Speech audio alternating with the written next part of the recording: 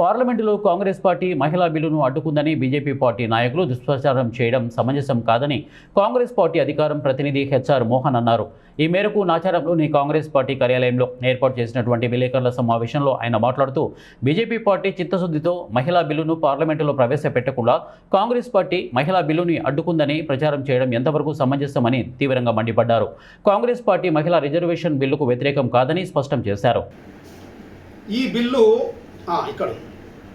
ఎందుకు ఆగాల్సి వచ్చింది చెప్తా అంటే, వీళ్ళు మొట్టమొదటిగా ఈ బిల్లు రాకపోవడానికి కారణం, ఫస్ట్గా వీళ్ళు చేయాల్సిన పని ఏంటంటే జనగణన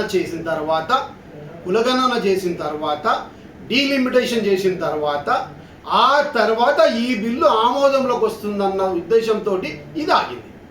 మరి 2023 నుండి కూడా మీరే కదా, మరి ఈ 3 సంవత్సరాల నుండి ఏం చేస్తున్నారు? మిమ్మల్ని ఎప్పుడు రాహుల్ గాంధీ గారు పార్లమెంట్లో ప్రశ్నిస్తూనే ఉన్నారు.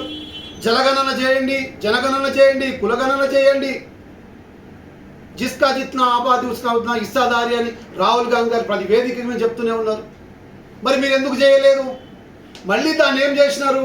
ఆ జనగణన చేయలేదు, కులగణన చేయలేదు, అది అక్కడే పెట్టి మళ్ళీ మేము బిల్లు తీసుకొస్తున్నాం. అసలు మీరు పార్లమెంట్లో బిల్లే పెట్టలేదు. మరి దీన్ని చేయకపోవడం కారణం ఏంటి? ఇది ఒక రీజన్. అయితే ఈ బిల్లులో ప్రధానంగా ఇంకోటి కూడా పొందుపరుచున్నది. ఎప్పుడు 2023 బిల్లులో ఇది చూడు, ఇంగ్లీష్లో ఉంటుంది.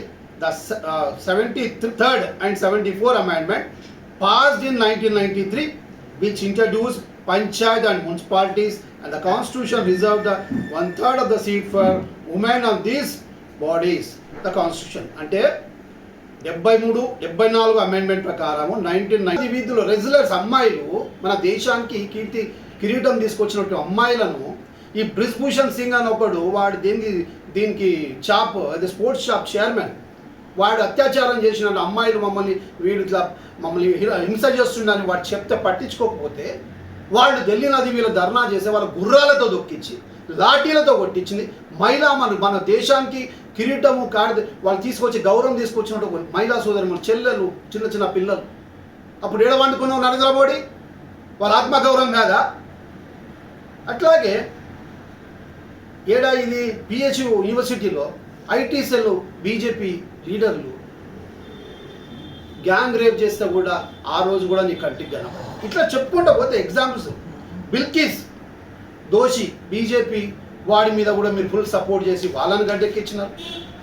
ఇక ఫైనల్గా ఎప్స్టీన్ ఫైల్స్ అనేది చిన్న అమ్మాయిలను, ఆడవారిని 16-14 ఏళ్ళ అమ్మాయిలను ప్రపంచ దేశం ఆశ్చర్యపోయేదంత, ప్రపంచ దేశం చాలా దురదృష్టకరం భావిస్తుంటే, అందులో మీ సెంట్రల్ మినిస్టర్ అయినటువంటి హర్దీప్ సింగ్ పూరి వాని పేరులో వస్తే అట్లీస్ట్ నువ్వు కట్టేసి కూడా దాని గురించి మాట్లాడక, వాడిని సస్పెండ్ చేయక, వాడిని ఎంబడేసుకుని ఇలా మహిళల గురించి మాట్లాడుతున్నావు.